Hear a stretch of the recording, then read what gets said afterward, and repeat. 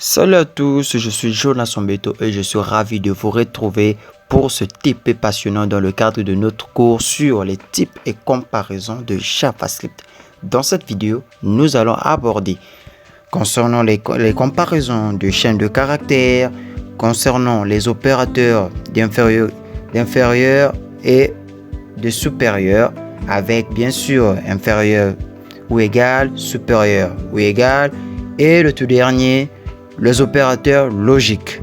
Nous allons plonger dans les types et les opérateurs et je vais vous guider à travers les étapes essentielles pour réussir cette expérience pratique. N'ayez pas peur de poser des questions tout au long de la vidéo. Et si vous trouvez ce type utile, n'oubliez pas de liker et de vous abonner à la chaîne pour plus de contenu similaire. Sans plus tarder, nous allons commencer par l'un des sujets que j'ai eu à trouver. Passons. Nous allons commencer par le sujet 1 que nous avons trouvé et il contenait déjà les informations des variables déjà déclarées avec l'affichage de console. Nous avons deux variables const, la première user password et la deuxième saved password. Maintenant, notre travail consistera à créer une variable const nommée isPasswordCorrect pour vérifier si le mot de passe introduit par l'utilisateur est le même que le mot de passe que le système a stocké auparavant. 1. Initialiser une variable const isPasswordCorrect pour vérifier si user password est exactement le même que saved password. À la sortie, nous devons avoir accept granted true. Ce qui est sûr que nous devons savoir, on nous demande de vérifier l'égalité. Mais ce qui est sûr, concernant l'égalité, nous avons eu à prendre l'opérateur d'égalité. Par rapport à deux variables, les deux contiennent de type chaîne de caractères. Mais déclarons d'abord cette variable qu'on nous a demandé. Const. Nous donnerons le nom de isPasswordCorrect. isPassword correct égal. N'oublions pas que le signe égal, c'est le signe d'affectation. Donc nous affectons la variable user password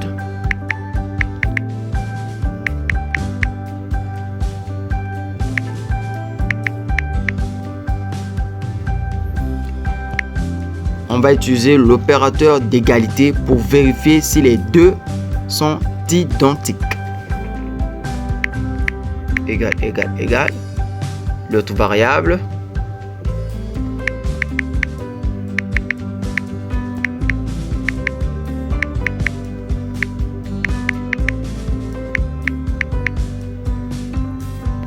On met pas point virgule. On exécute le tout. C'est juste. On a terminé le sujet 1 que ça nous demandait juste de faire la vérification des informations. Nous voici pour le sujet 2. On nous demande cette fois-ci de remplir le code pour déterminer si un client âgé de 23 ans a l'âge légal pour consommer de l'alcool. 1. Sur la première ligne, initialiser une variable const âge, donnez-lui la valeur numérique de 23. 2. Ensuite, créer une autre variable âgeCheck qui vérifie si la variable âge est supérieure ou égale à l'âge légal pour consommer de l'alcool. L'âge légal pour boire de l'alcool est 21. Enfin, modifier le console.log de manière à ce qu'il affiche of legal drinking age true. Si le client a l'âge légal pour boire et off legal drinking age false. Si le client est mineur, utilisez la variable âgeCheck.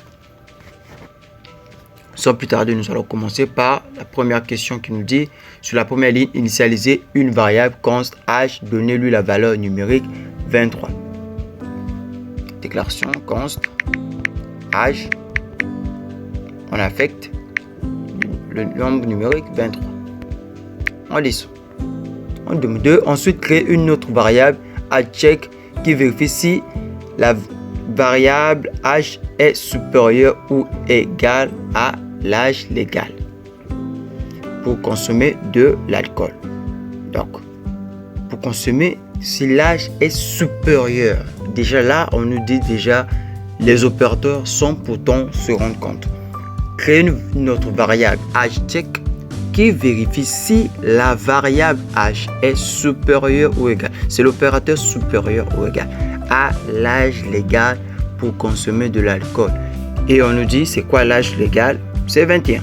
Donc, notre comparaison, on aura à faire juste l'âge supérieur ou égal à 21. Donc, hCheck, qui est une autre variable. Comme si on n'a pas précisé, je peux faire aussi donner const hCheck.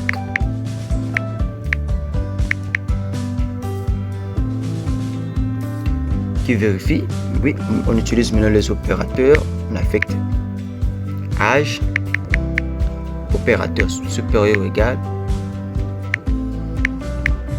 et 21. On a terminé. Deuxième question, la troisième question. Enfin, modifier la console.log de manière à ce qu'il affiche of legal token age true.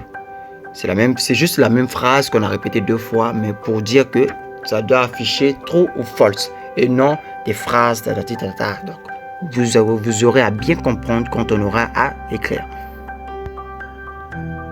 Descendons des console.log, on ouvre les parenthèses, on met hCheck qui nous donnera la réponse.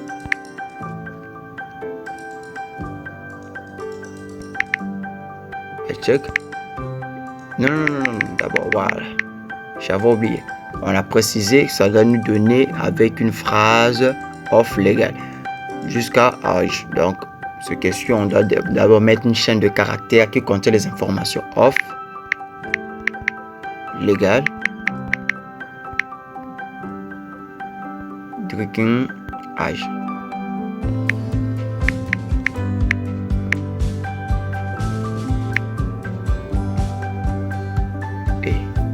Termine par 2 points.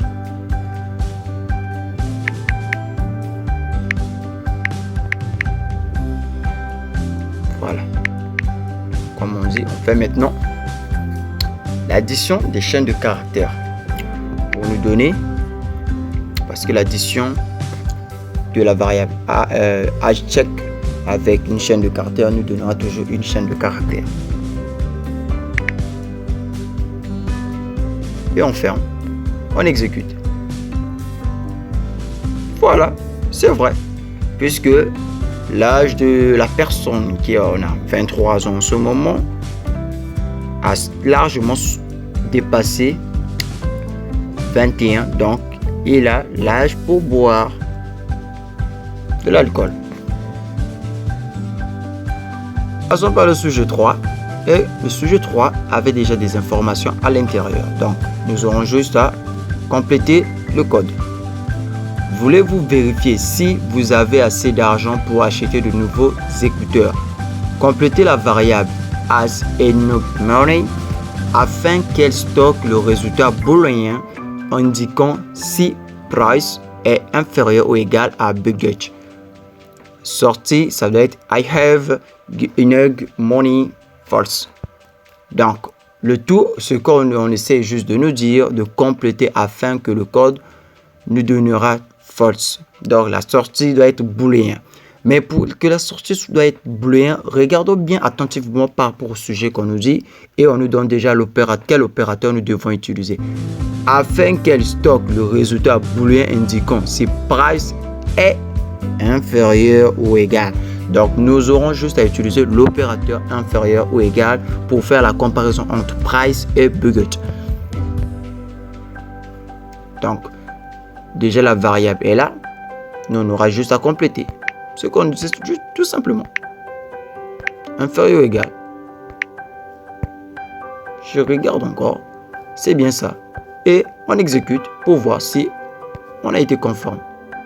Bien sûr, nous avons eu notre sujet et nous avons réussi à traiter l'exercice que nous demandons de compléter le code. Nous sommes arrivés au terme de notre TP d'aujourd'hui. C'est tout pour ce TP sur les types et comparaisons de JavaScript. Nous avons découvert les types et les comparaisons et les opérateurs pour vous aider à mieux comprendre concernant le langage de programmation JavaScript. N'oubliez pas que la pratique est essentielle pour maîtriser ces compétences. Alors, n'hésitez pas à refaire cet exercice autant de fois nécessaire. Si vous avez des questions ou des commentaires, n'hésitez pas à les poser dans la section des commentaires ci-dessous. Je suis là pour vous aider. Continuez à travailler dur et à explorer davantage le langage de programmation JavaScript. Vous êtes sur la bonne voie pour devenir un expert dans ce domaine. Merci d'avoir suivi ce TP. Si vous avez trouvé cette vidéo utile, n'oubliez pas de la liker et de vous abonner à la chaîne NJD Programme pour plus de contenu similaire. À la prochaine.